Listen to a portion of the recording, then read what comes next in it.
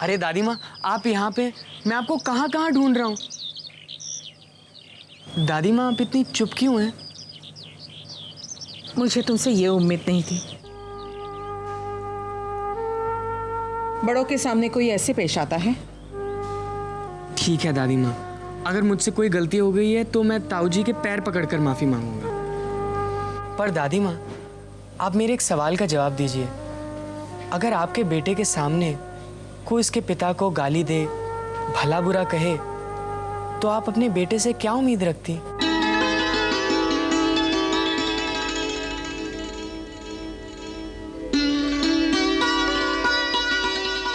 बड़े भाई साहब, गुस्सा थूक दीजिए। और वैसे भी ये वक्त गुस्से और जोश में आकर काम करने का नहीं है, बल्कि होश में रहकर अपने दिमाग को इस्तेमाल करने का है। लेखा बिल्कुल ठीक कह रही है। कहीं ऐसा ना हो कि माँ जी हमें गलत समझ बैठे और सारी जमीन अशोक के नाम कर दें।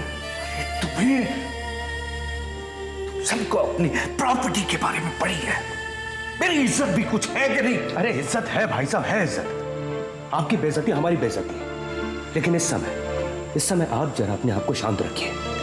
अगर इस समय आपने कोई भी उल्टा सीधा कदम उठा लिया तो हमारा ये जो बना बनाया खेल है ना, ऐसे बिगड़ेगा कि हमें पता भी नहीं चलेगा। बिल्कुल, ये वक्त है माँ जी को ये समझाने का कि हम सही हैं, हमारा फैसला सही है। चीता अगर 4 कदम पीछे हट जाए तो इसका मतलब ये नहीं कि वो मैदान छोड़ के भाग रहा है, बल्कि ये है कि वो और भी लंबी और ऊंची छलांग मारने वाला है। अरे तो फिर मैं क्या करूं मैं? भाई साहब, एक काम कीजिए, इस मामले को अपनी तरफ मोड़ने के लिए आप माँ जी और अशोक भैया से माफी मांग लीजिए। माफी? मेरा दिमाग खराब हो गया है। मैं किसी से माफी नहीं मांगूंगा, बस। भाई साहब, समझने की कोशिश कीजिए। अरे याद रखना, किशोर माफी नहीं मांगेगा। हाँ, हालात का रुख अपनी तरफ मोड़ने के लिए मैं ऐसा चाल ढूंढूंगा कि माताजी तो क्या, अशोक भी कुछ ना समझकर उसमें फंसकर तड़फड़ाएगा।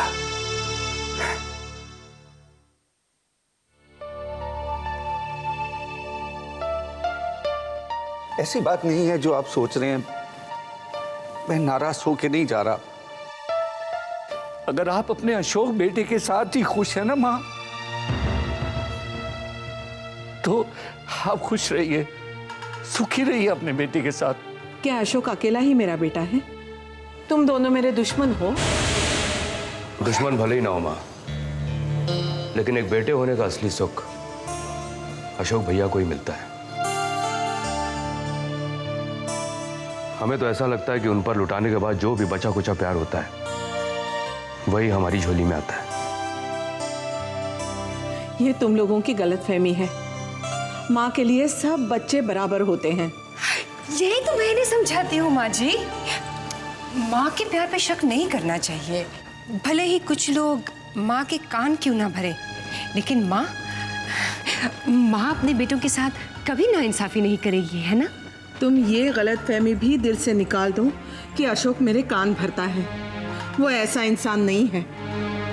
ठीक है माँ, आप कहती हैं तो हम मान लेते हैं कि अशोक देवता है और हम सब शैतान हैं। मैंने ऐसा नहीं कहा।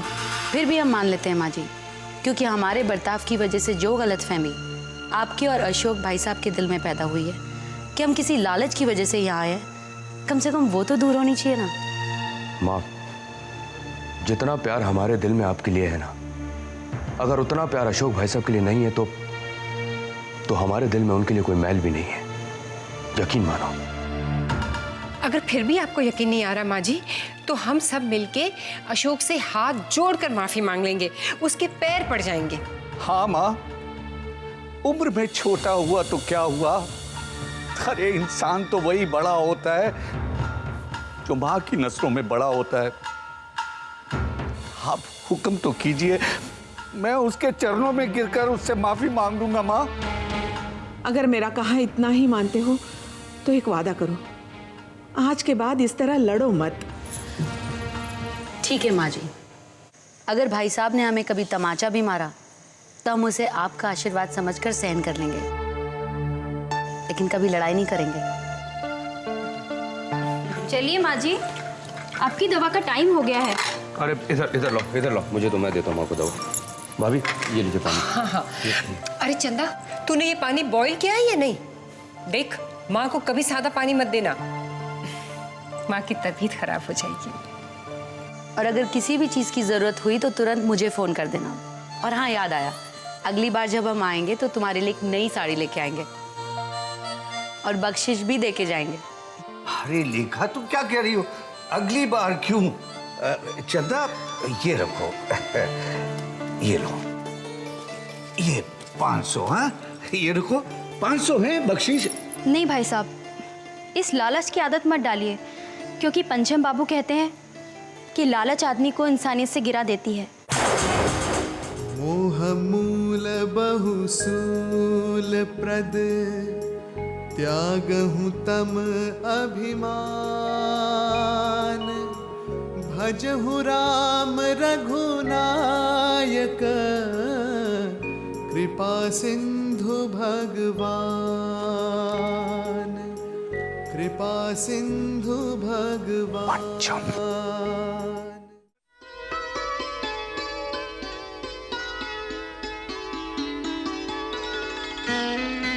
चलो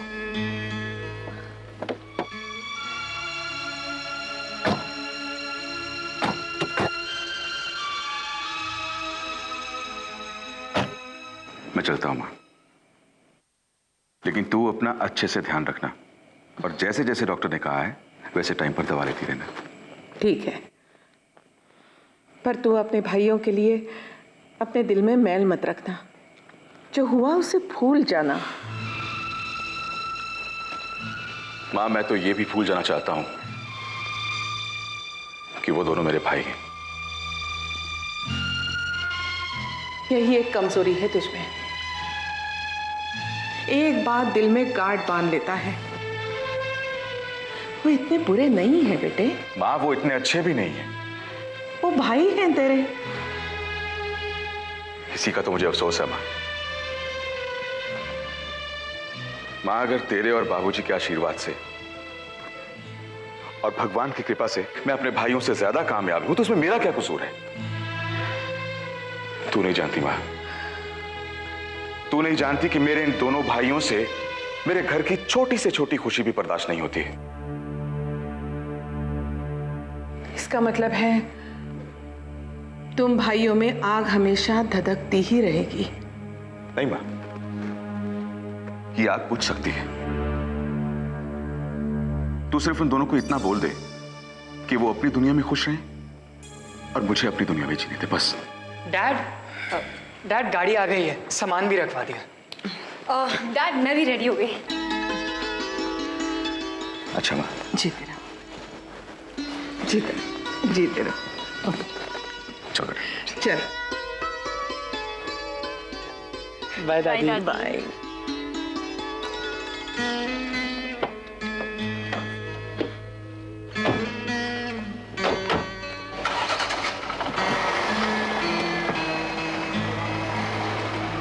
हाँ जैनेश जी, मैं आपकी बात समझ रहा हूं, लेकिन हम लोग ये रिश्ता नहीं कर सकते।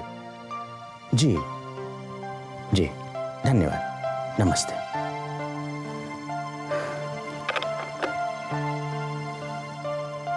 अरे टंडन साहब, आप कब आए? आप बस अभी आइए बैठे। जी शुक्रिया। माफ कीजिएगा सिंघानिया साहब, लेकिन एक बात पूछूं आपसे, ये आपने इस रिश्ते के लिए मना क्यों कर दिया?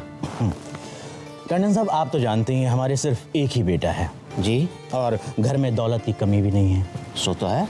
हमें हमारे बेटे के लिए दौलत नहीं, एक सुंदर सी बहू चाहिए। बस हमने उन्हें मना कर दिया। सिंघानिया साहब, एक बात पूछूं आपसे, आप किस किस्म की बहू देख रहे हैं अपने लिए? जाहिर सी बात है टंडन साहब, जो सुंदर हो, सुशील हो, पढ़ी लिखी और अच्छे संस्कारों वाली हो। भला इस तरह की सर्वगुण संपन्न लड़की आपको इस जमाने में कहाँ मिलेगी भला? मेरी नजर में एक लड़की है तो, अच्छा, जिसमें ये सारे गुण मौजूद हैं। और मैं सही हूं या गलत ये आप मुझे बता सकते हैं। मैं बता सकता हूँ।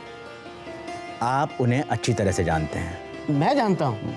सिंघानिया साहब, आप पहेलियां क्यों बुझा रहे हैं? भाई साफ साफ बताइए ना, कौन लोग हैं वो?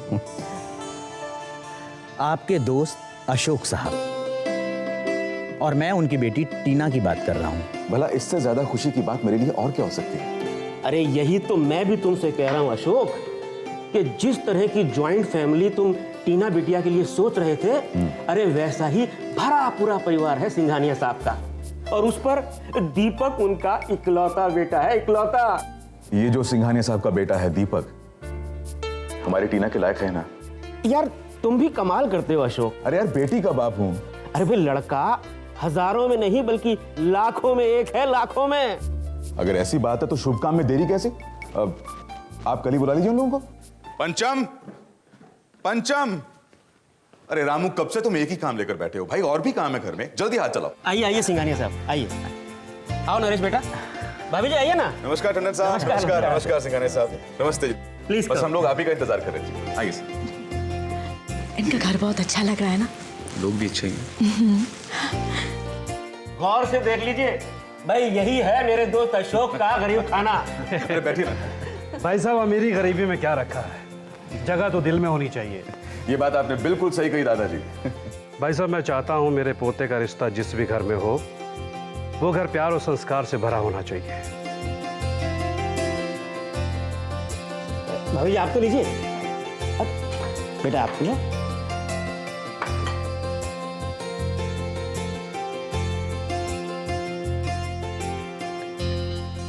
यार लगता है लड़के को गाड़ी में छोड़ के आए, दिखाई नहीं दे रहा।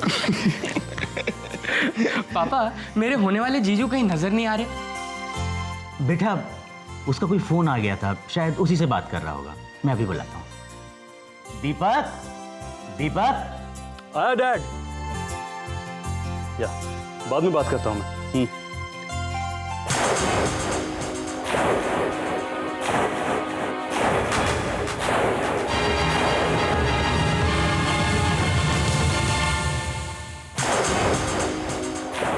अरे बेटा, तुम वहां क्यों खड़े हो? यहां आओ हमारे पास।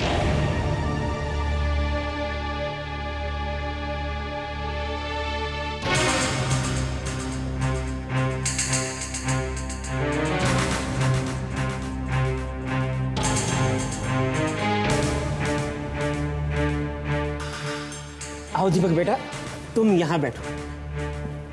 चित्रा बेटा, बैठो।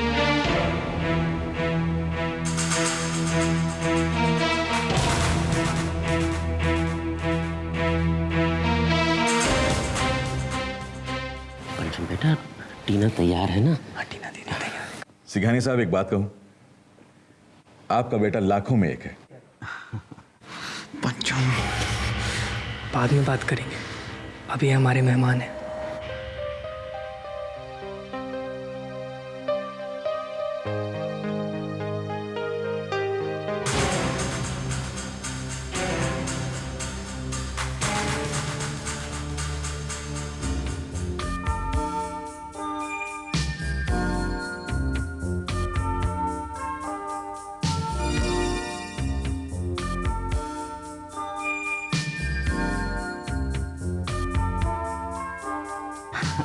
आओ बेटी, बैठो।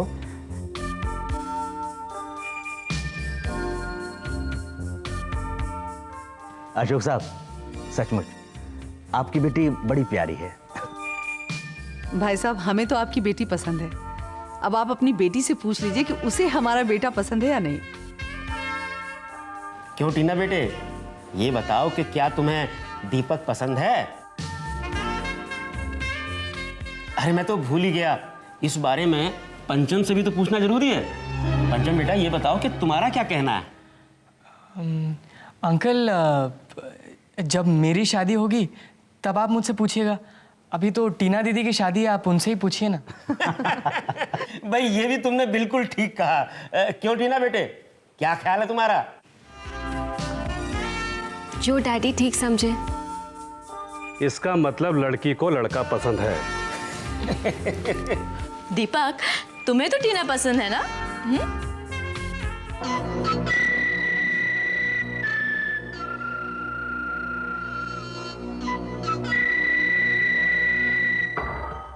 सिंघानिया साहब, ऐसा लगता है कि आपके बेटे दीपक को हमारी बेटी टीना पसंद नहीं आई। अरे नहीं नहीं अंकल, ऐसी बात नहीं है। मुझे लड़की पसंद है।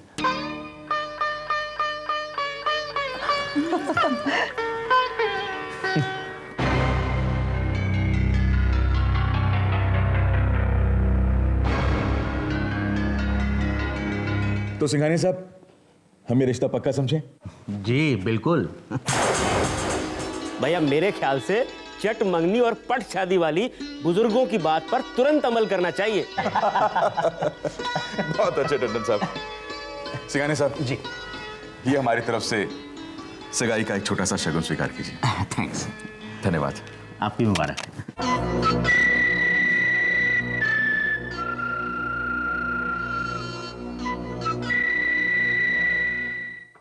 बधाई हो बेटा। मेरा तो ये सुन के ही मुंह मीठा हो गया कि टीना की सगाई पक्की हो गई। लड़का कैसा है? अरे माँ, लड़का लाखों में एक है, लाखों में एक। हाँ, और माँ मुझे तो लगता है कि अपनी टीना और दीपक की जोड़ी इस दुनिया की सबसे खूबसूरत जोड़ी है।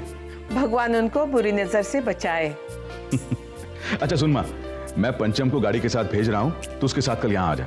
नहीं बेटा, बहुत मुश्किल है। कोर्ट के काम को तो तुम अच्छी तरह जानते हो।